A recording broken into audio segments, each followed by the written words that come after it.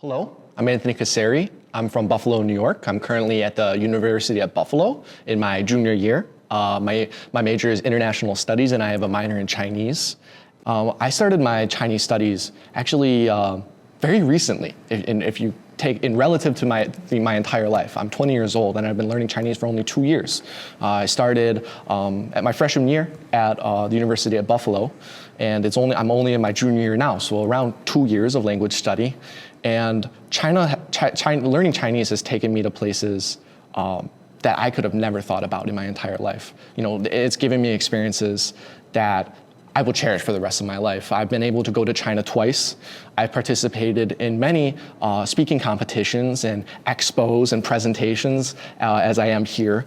And I was able to win the Chinese Bridge, the United States.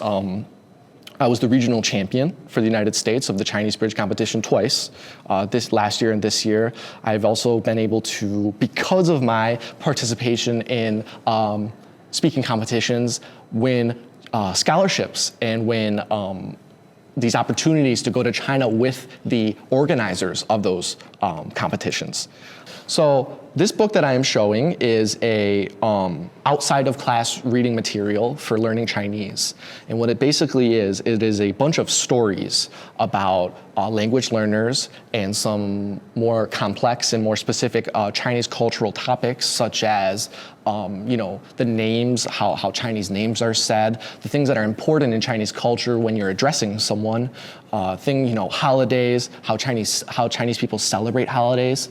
And the cool thing about this book is that it incorporates my own stories in China, my own experiences with Chinese culture, and writes them into a easily understandable and readable dialogue and language for a Mandarin learner in the early stages of learning Mandarin.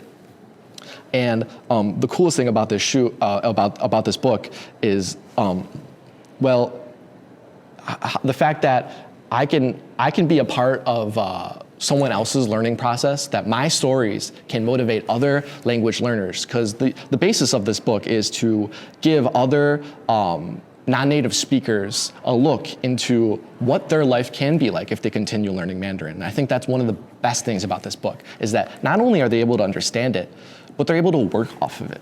They're able to even gain a motivation from it. They know that other people have had these experiences. Now, I definitely can as well, right?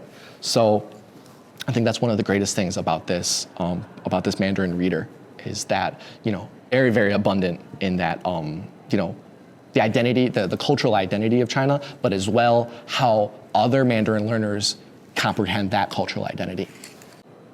At first, when they told me that they were willing to add my stories into this book, I hesitated a little bit, because I had a little bit of that identity crisis. I thought, am I good enough? Are my stories really that good to be put in a story? Like, what can people really get from my stories?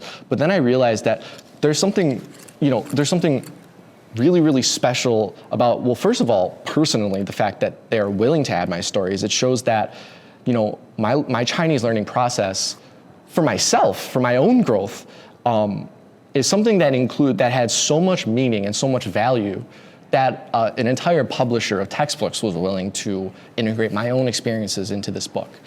And I think, now what does that give to other Mandarin learners?